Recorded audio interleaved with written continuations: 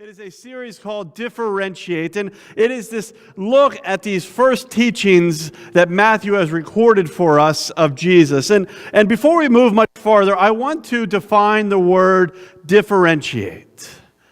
Differentiate, according to the 2018 Random House Dictionary, can be defined like this, or in this way. First, to deform or mark differently from other such things. To distinguish, to perceive the difference in or between some things, right? And so we get this idea that differentiate is really this contrast or this difference. Differentiate is going to be our 7-week study through a collection of Jesus' teachings that are found in the book of Matthew that challenge, remind, and equip us to live in a differentiated way in our neighborhoods and our spheres of influence. Now, far too often when we think about the word differentiate or we think about words like this, we begin to view it as total separation from something else. We believe that we are supposed to be so different or differentiated that we actually pull ourselves out of reality into isolation. We strive to be so different from culture that we actually then became isolated or even abandoning those that God has created us to love as part of His mission. Now, differentiation was defined as the ability to perceive the difference. It is the mark that makes us different, but it is not the removal of ourselves from those that are different than us. We were not created to have our heads in the clouds and our feet on the earth. We were created to be here and now with God's mission, not isolated, not alone, not acting in abandonment. For this series, I chose the foosball table as my artwork for this series to illustrate a healthier image of the word differentiate.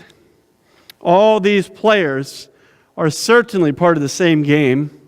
Though the colors might be different, they all are wearing the same uniform. They were playing on the same field. They play by the same rules. The only difference between them is that some of the players are looking in a different way. They have a different angle, and they are playing for different goals. These things are what differentiate them from the other. Now, the teachings that we are going to explore in our series Differentiate is really found early on in Matthew. And Matthew's this follower of Jesus, and he finds that he's got to write down what he sees Jesus doing, what he sees Jesus saying, and the places that he sees Jesus fulfilling these prophetic words. Matthew goes on to write this in his own unique way, through his own collection of stories and teachings, the ones that he found important to tell. And we see that he develops his own really unique narrative. The narrative of Matthew kind of opens up with this genealogy, which seamlessly moves into the birth of Jesus and the first few years of his life. And then we don't see Jesus again in Matthew until he comes out of the heels of his temptation, his baptism, and overcoming the world. He begins his teaching from Matthew. And you'll see it as we study throughout the book in this 2018 year. How many people are still writing 2017? I almost said it. Anybody write on their checks recently? Right, throughout 2018, we're going to be really studying the book of Matthew, and we're going to see that the teaching and healing ministry of Jesus becomes central to the narrative of Matthew. In Matthew's story, the crowds have started to follow Jesus. He's shown up, he's been baptized, he's overcome the temptations with the devil, and he begins to teach and heal, and for some reason, the crowds begin to look at him, right? He's on the boardwalk, they see him healing somebody, we were talking about this earlier, and the crowds are gathering around him. So, he does what any good teacher or rabbi does. He finds a place, a natural amphitheater on the mountainside in which he can call people to himself to teach them what it means to be a follower of God, to teach them what it means to follow him. And so he takes his followers and the crowds that are willing, and he goes up a mountainside and begins to teach them our most important foundations of faith. These teachings throughout history that Jesus teaches the crowds have long been called the Sermon on the Mount. Throughout our series, Differentiate, we're going to be looking at 7 of those lessons that Jesus preaches. And in fact, Matthew is the only one that really tells all of these teachings in this way, and it is the longest sermon of Jesus ever recorded. It starts with the Beatitudes and then goes through all of these differentiated teachings, these teachings of antithesis or a contrast, right? And so this morning we are going to look at our first exploration into these lessons of Jesus that Matthew has collected for us. We're going to be looking at Matthew 5, 33 through 37, and it's a teaching that Jesus does on oaths or vows or pledges. It's a teaching that challenges, reminds, and equips us to live a very differentiated way in our neighborhoods and in our spheres of influence. We might be just like all the other players in the game. We might dress in the same uniform. We might even play on the same playing field. And we play by the same rules in the human plight.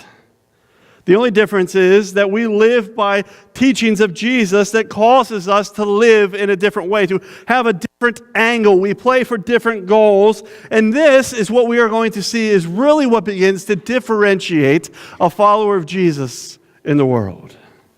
Theologian N.T. Wright says this about this passage we are about to read. Throughout this chapter, Jesus is not giving moral commands. He is unveiling a whole new way of being human beings. He's not just telling us what it means to be a moral human. Jesus is differentiating us. These teachings give us a new way of being human. So I read from Matthew 5, 33 to 37 this morning on the overhead screen. I invite you to follow along in your Bible or on the screen with me. I invite you to pay attention to where you see Jesus do something that he does a lot in this Sermon on the Mount series. And what we are going to see is that Jesus is going to name and pay attention what was accepted as standards in their culture. He's going to tell them how it's impossible to live up to it. And despite that, he's still going to raise the bar and challenge them to live by something even greater, a new way of living, a new way of being human. Matthew 5, 33 through 37. Again, you have heard it said to the people long ago, do not break your oath, but fulfill to the Lord the vows that you have made.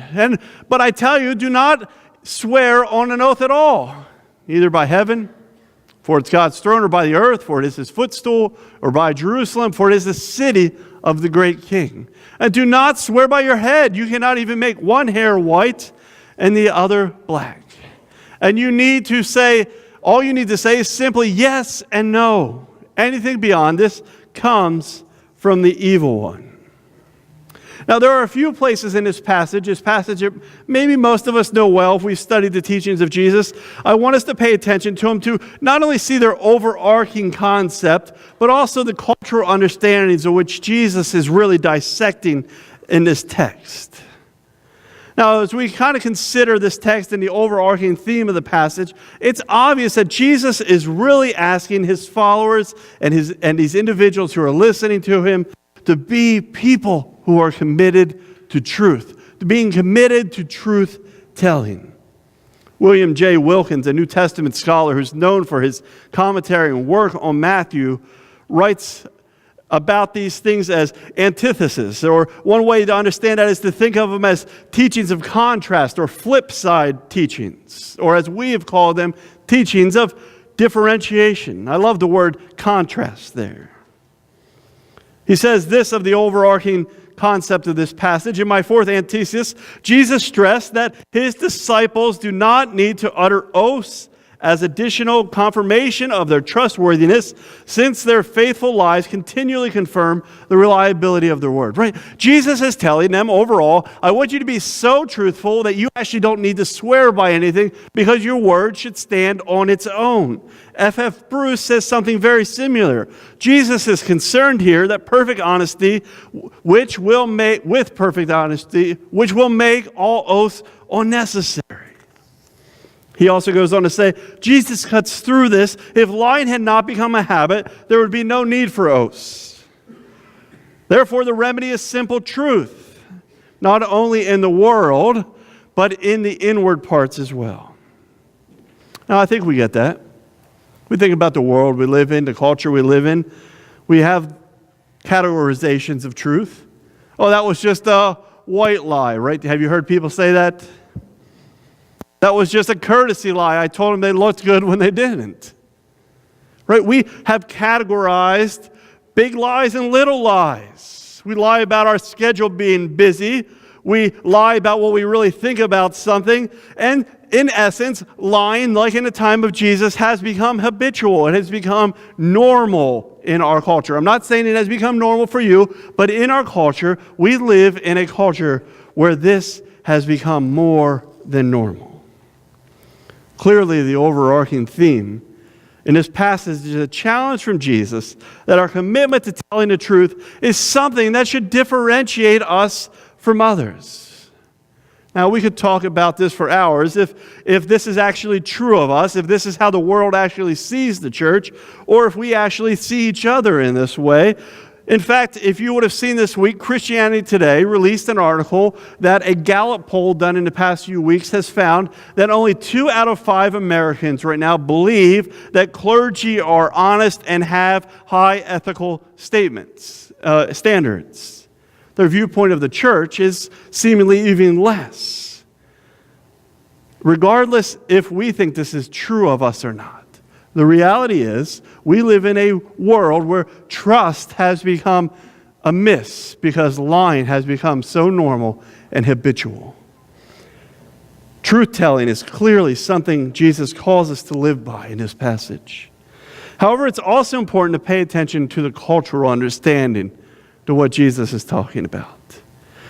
In this passage, Jesus is referencing a well-known understanding that was accepted in their cultural understanding. We saw that in the very first verse when Jesus said, "Again, you have heard it said to the people long ago, do not break your oath, but keep the oaths you have made before the Lord." Again, you have heard it said long ago.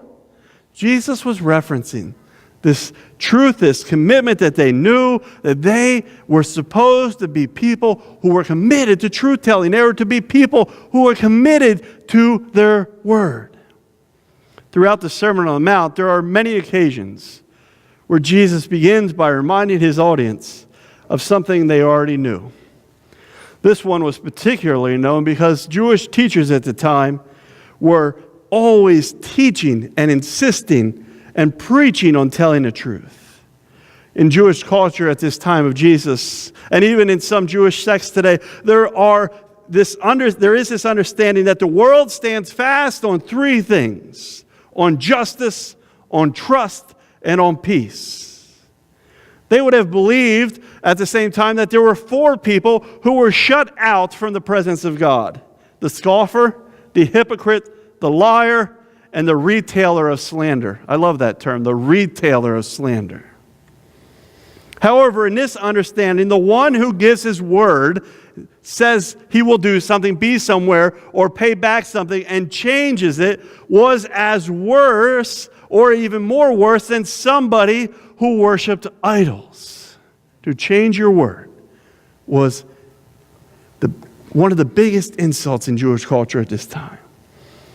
Now, there were even some groups in this time that actually wouldn't even say niceties like, "You look nice today," because they were afraid that they would get into a situation where somebody would expect that of them and they would have to lie about it, right? You would tell your one friend, "Hey, you look pretty in your wedding dress." Your next friend, "Oh, yeah." So they would avoid all social niceties because they were afraid of getting forced up against this expectation of truth-telling. What had become popularized was this obligation to truth-telling that arrived from a combination of understandings in Jewish law. And the Layman's Bible Commentary explains its development in this way. Jesus is addressing a crystallization of several teachings. Leviticus 19:12, Numbers 32, Deuteronomy 23 to 21 to 23, and possibly Exodus 27. Now, just as a side note, if you want to kind of read up on the foundational principles of this teaching on oaths of Jesus, I encourage you to look at these verses this week, but we will not have time for them this morning. However, these passages in Jewish culture were very well known. They were respected. They were held with great esteem, and it had obviously shaped their obligation to truth-telling. But what we see in this passage is, even though there was a commitment to truth-telling, Jesus is addressing their cultural practice of swearing to truth by an oath. Now, in the time of Jesus, it had become so common to swear in everyday life on every little thing an oath. It became intertwined into their everyday life. An oath assured that the one who was making a promise was being honest or would actually stick to his word. And that's exactly what we see Jesus referring to when he says, "Do not swear at all, even by heaven, but for it is God's throne," and so on. The religious teachers of the law were not only permitting that people swear on an oath, they were encouraging it. They had such a high esteem view on truth-telling that they expected people to back up their truth with an oath.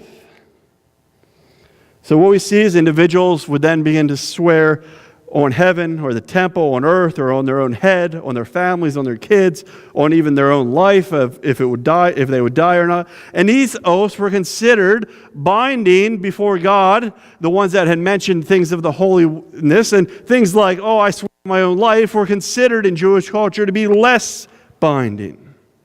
Now, our culture is similar. Most of us have signed oaths that say we will pay our house payments, either rent or mortgage. We have seen somebody take an oath in court. If we watch television, or if we'd listen to a conversation in a restaurant or a pub for an hour, I imagine we'd hear multiple people say, "I swear to God it was like that." How many people hear that on a regular basis, right? We're always swear. "I swear it was like, I swear I'll be there. No, I promise I'll be there. I promise I'll do that."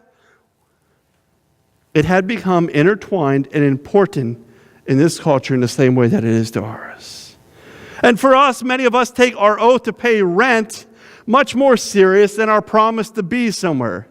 "I promise to pay my rent" has much more weight than "I promise that I'm going to come to that function at your house." What Jesus is doing is actually beginning to lump those things into the same boat. Jesus is taking issue with their cultural practice for two reasons. First, Jewish culture began to take an oath when there wasn't really a need for it. They were using meaningless words. Swearing by something had become far too common in their everyday life to the point where it actually became meaningless. Everywhere in conversation, individuals were introducing statements and stories by swearing on their own life or head. You would hear things like, "May I never see the comfort of Israel if what I said isn't true." This was just everyday conversation. It had become such common practice that people lost reality and awareness to what they were saying and committing to. Words became meaningless and ambiguous. Now, certainly the Old Testament has kind of this promises and words and teachings that we are to vow and pledge ourselves to the Lord. However, these holy practices were now being cheapened by their misuse in everyday life. This is exactly what Jesus begins to refer to when he says, "Let your yes be yes and your no be no." Jesus even then offers commentary that we ourselves aren't able to do anything, so why would we swear on our own head? I mean, we aren't even able to swear a white hair black, and I know that some of you have tried that in the mirror, right? we have no power to do anything on our own, but here it had become meaningless culture just to say, I swear on my own head that I will do that. William Barclay, a theologian, says this about this passage. Far too often, people use the most sacred language in the most meaningless way. This is exactly the first issue that Jesus has with the practice of oaths in their culture. William Barclay also has nicknamed this trespass as frivolous swearing. He defines that as taking an oath where it was unnecessary or actually improper. Jesus' second issue with the practice at this time of taking oath was that Jewish culture had also divided oaths into two classifications: truths that were absolutely binding and those that were not.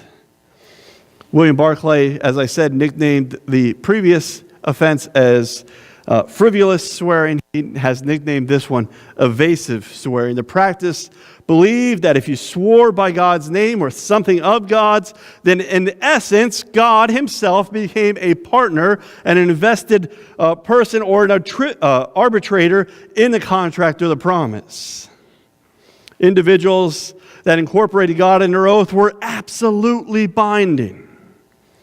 They were treated as if they were bounded before the Lord himself, swearing by our own head or their own head, or something less was considered to be less binding, and just this light agreement between people.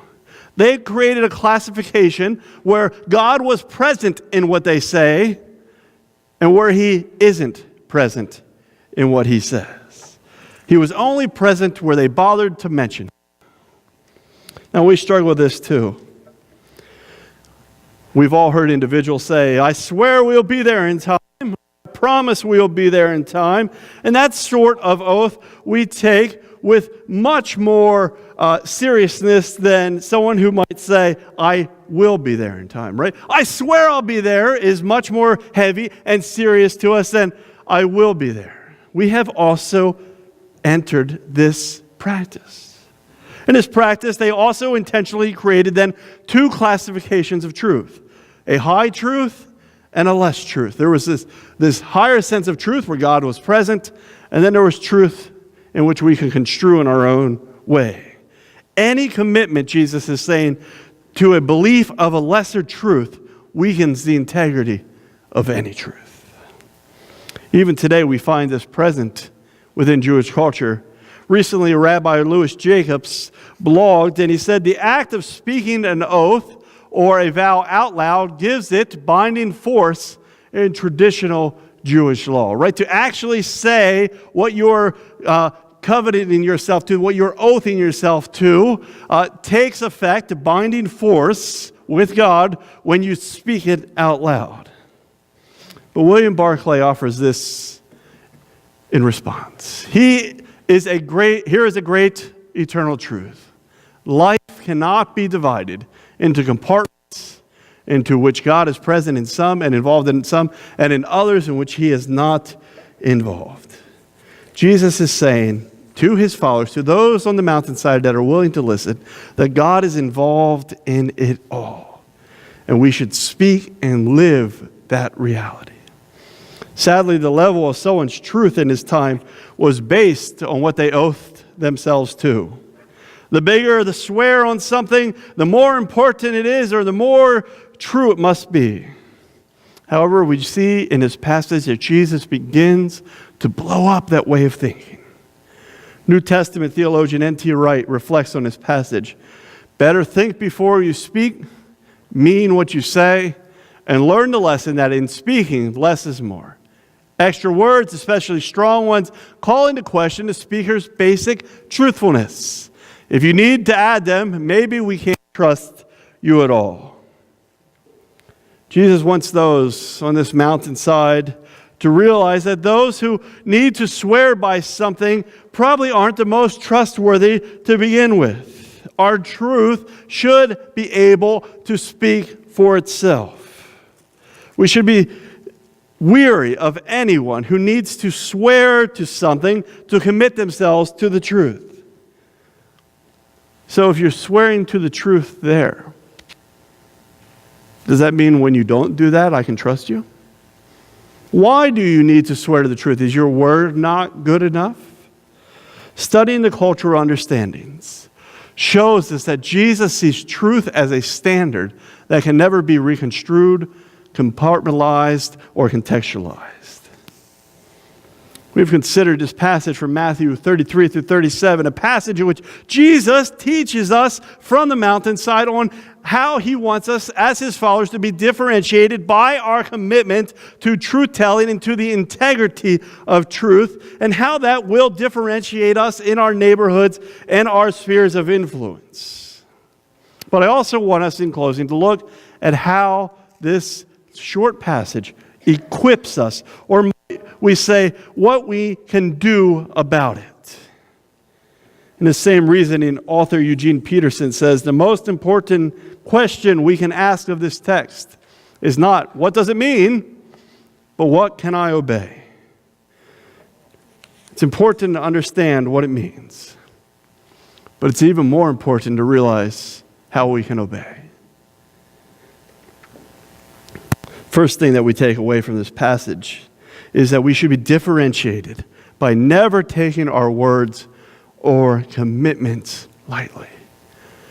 People had begun to just frivolously oath themselves to things, to promise things, to swear things.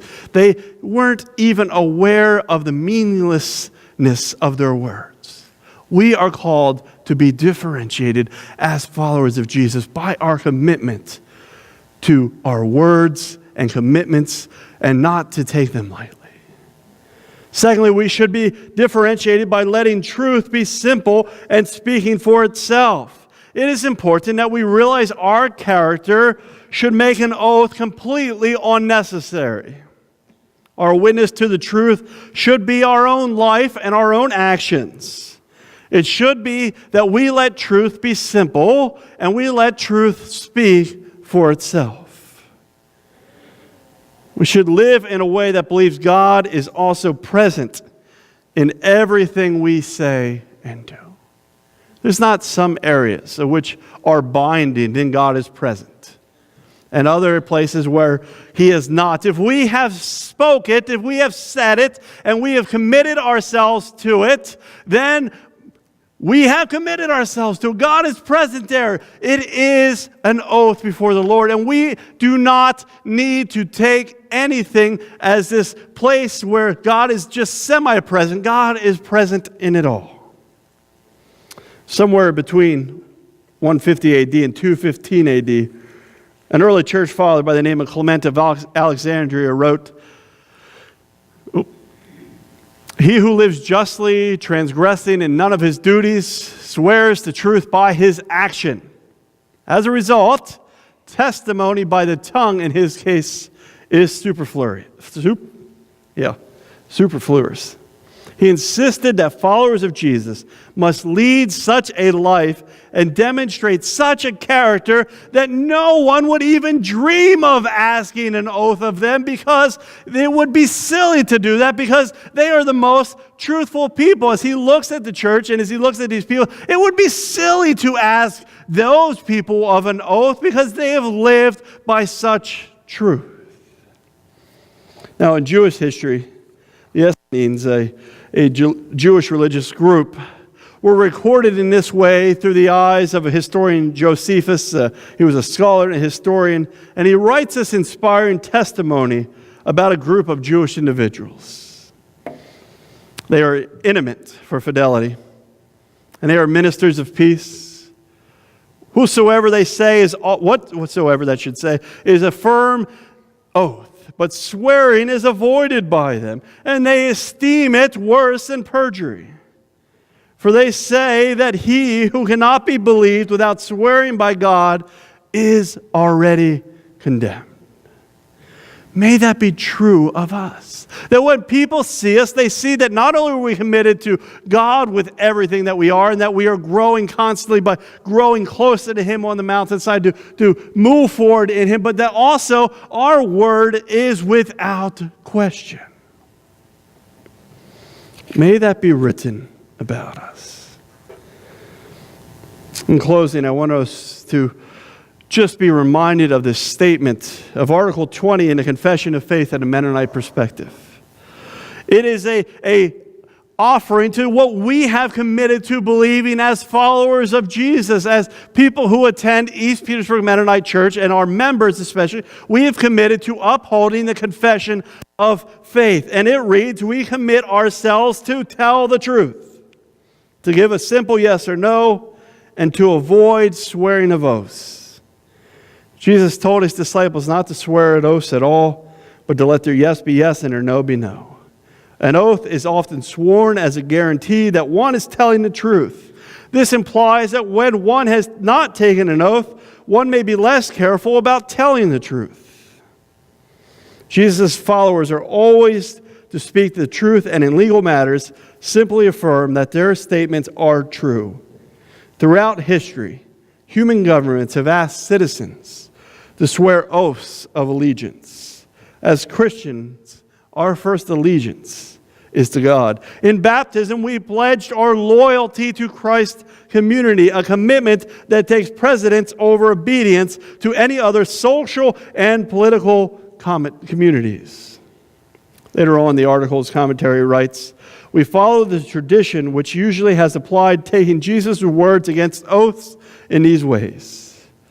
In affirming rather than swearing in courts of law and in other legal matters. In a commitment to unconditional truth-telling and to keeping one's words, in avoiding membership in oath-bound or secret societies, and taking oaths of allegiances that would conflict with our ultimate alliance to God.